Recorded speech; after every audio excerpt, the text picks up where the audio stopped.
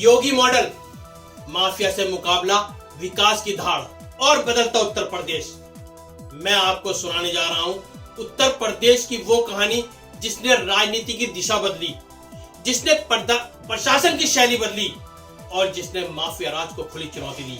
सवाल बड़ा है, क्या सच में उत्तर प्रदेश बदल गया है? क्या सच में अपराध पर नकेल कसी गई है?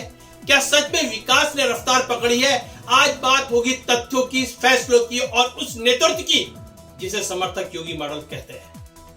वीडियो अंत तक देखिएगा क्योंकि यह सिर्फ कहानी नहीं, यह उत्तर प्रदेश की नई पहचान की चर्चा है। अस्सलाम वालेकुम, नमस्कार, सत श्री अकाल। मैं सैयद नवेद, आजाद एक्सप्रेस न्यूज से। कानून का राज या सख्त संदेश 2017 उत्तर प्रदेश की राजनीति में बदलाव और साथ ही प्रशासनिक अंदाज में भी बड़ा फेरबदल। सत्ता संभालते ही एक संदेश साफ था, अपराधी बख्शे नहीं जाएंगे।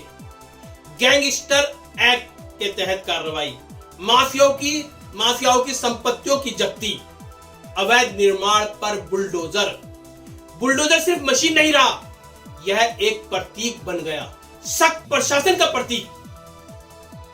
सरकारी आंकड़ों के अनुसार हजारों अपराधियों पर कार्रवाई, संपत्तियां जब्त, पुलिस बल की भर्ती, आधुनिकीकरण, समर्थकों का दावा। आज अपराधी डरते हैं, आज आम नागरिक खुद को ज्यादा सुरक्षित महसूस करता है।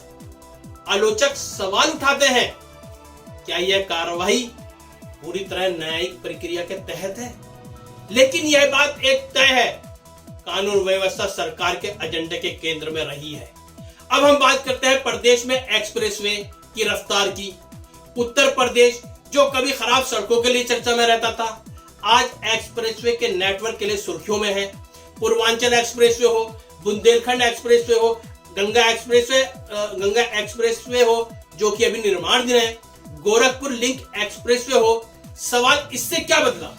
भाई एक्सप्रेसवे तो बनवा दिए, इससे बदला क्या? यात्रा करने का समय घट गया, लॉजिस्टिक आसान हुई, औद्योगिक कार्यों की संभावनाएं बढ़ी और सिर्फ सड़कें ही नहीं, जेवर international airport, Ayodhya airport, metro परियोजनाएं, इंफ्रास्ट्रक्चर विकास का आधार होता है और सरकार ने इस आधार को मजबूत करने पर जोर दिया। अगर हम बात करें निवेश और रोजगार की तस्वीर की, इसमें सबसे बड़ा योगदान रहा ग्लोबल इन्वेस्टर समिट का। लाखों करोड़ों रुपए के निवेश प्रस्ताव सरकार का दावा है, लाखों करोड़ों के निवेशक आए हैं प्रदेश में। उत्तर प्रदेश अब निवेशकों की पहली पसंद बन रहा है। वन डिस्ट्रिक्ट वन प्रोडक्ट योजना, हर जिले की पहचान, हर उत्पाद को बाजार, कारीगरों, एमएसएमई और छोटे उद्योगों को मंच देने की कोशिश। लेकिन बड़ा सवाल, क्या यह निवेश पूरी तरह जमीन पर उतर पाएगा? यह प्रक्रिया जारी है, लेकिन दिशा बदलने का प्रयास स्पष्ट दिखता है क्योंकि इसी से जुड़ा है आस्था और अर्थव्यवस्था। अब हम बात करेंगे राम मंदिर की। अयोध्या में श्री राम मंदिर निर्माण, काशी विश्वनाथ धाम कॉरिडोर, मथुरा वृंदावन क्षेत्र का विकास, धार्मिक पर्यटन में वृद्धि, होटल, व्यापार, स्थानीय रोजगार में विस्तार। समर्थकों के लिए यह एक सांस्कृतिक पुनर्जागरण है। आलोचक इसे राजनीतिक रणनीति भी मानते हैं, लेकिन यह तय है, इन परियोजनाओं ने राष्ट्रीय और अंतर्राष्ट्रीय ध्यान आकर्षित किया है अपनी ओर, प्रदेश की ओर, उत्तर प्रदेश की ओर। और जब बात होती है स्वास्थ्य और शिक्षा की, कोविड-19, मैं बात कर रहा हूं कोविड-19 के समय की, एक बहुत बड़ी कठिन परीक्षा थी। सरकार का दावा, तेज टेस्टिंग अभियान, वैक्सीनेशन ड्राइव, नई मेडिकल कॉलेजों की स्थापना, शिक्षा में सरकारी स्कूलों का कायाकल्प, स्मार्ट क्लास, छात्रवृत्ति योजनाएं, ग्रामीण क्षेत्रों में बुनियादी ढांचों को मजबूत करने का प्रयास, गरीब और किसान के लिए प्रधानमंत्री आवास योजना, उज्ज्वला योजना, मुफ्त राशन वितरण, किसान Samman Nidhi, direct benefit transfer, सीधा पैसा लाभार्थियों के खाते में। सरकार का दावा, बिचौलियों की भूमिका कम हुई, लाभ सीधे जनता तक पहुंचा। अब क्या यह योगी मॉडल तो तस्वीर क्या कहती है? अब इस योगी मॉडल की तस्वीर क्या कहती है? एक तरफ सख्त कानून की व्यवस्था, बुलडोजर कार्रवाई, इंफ्रास्ट्रक्चर का विस्तार, निवेश और धार्मिक पर्यटन, दूसरी तरफ रोजगार, सामाजिक संतुलन और पारदर्शी को लेकर सवाल। लोकतंत्र में सवाल जरूरी है, लेकिन बदलाव की चर्चा भी जरूरी है। उत्तर प्रदेश की छवि बदली है, यह बात समर्थक मजबूती से कहते हैं, आलोचक कहते हैं अभी लंबा रास्ता बाकी है। तो क्या उत्तर प्रदेश नई दिशा में आगे बढ़ रहा है? क्या सख्त प्रशासन और तेज फैसले ही भविष्य का मॉडल है, या विकास के साथ ही संतुलन की जरूरत है? फैसला आपके हाथ में है। आप क्या सोचते हैं? क्या योगी मॉडल उत्तर प्रदेश की पहचान बन चुका है? आज इस स्टोरी पर बात करने का कुछ विशेष कारण था। यह सब इसलिए आजाद एक्सप्रेस न्यूज में बताया गया है कि अब हम आगे के घटनाक्रम पर बात करेंगे। एक ऐसे घटनाक्रम जिसने देश और प्रदेश की राजनीति में हलचल मचा रखी है। वह घटनाक्रम है स्वामी अविमुक्तेश्वरानंद को लेकर जो चला आ रहा है। माघ मेले में हुआ विवाद इतना आगे बढ़ गया जिसके लिए देश के सर्वोच्च न्यायपालिका को भी बीच में लाया गया। जी हां, हम बात कर रहे हैं माघ मेला विवाद, सुप्रीम कोर्ट का इनकार, योगी सरकार की जीत या नई सियासी बहस। आज की बड़ी बहस प्रयागराज के माघ मेले में पुलिस कार्रवाई के ऊपर है।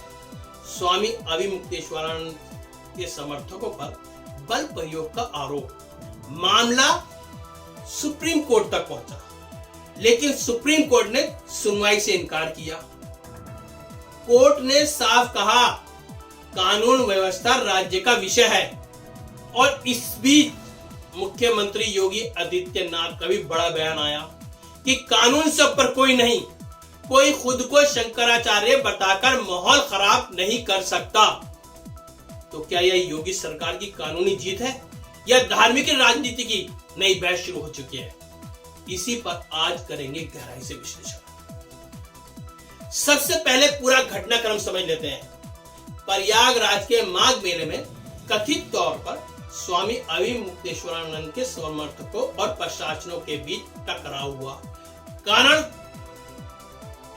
स्वामी अविमुक्तेश्वरानंद जो है अपने समर्थकों के साथ एक ऐसे गेट से अंदर जाने चाहते थे जहां से एग्जिट का था, जहां से आने का था, वो वहां से जाना चाहते थे। प्रशासन ने कहा कि जिस गेट से सब लोग जा रहे हैं आप भी उसी से। स्वामी अविमुक्तेश्वरानंद स्वामी और उनके समर्थक इस बात पर बिगड़ गए। योगी जी की कार्रवाई या योगी जी का शासन, उन्होंने कहा कोई भी हो, कानून सबके लिए एक है। आरोप लगे कि पुलिस बल ने प्रयोग किया।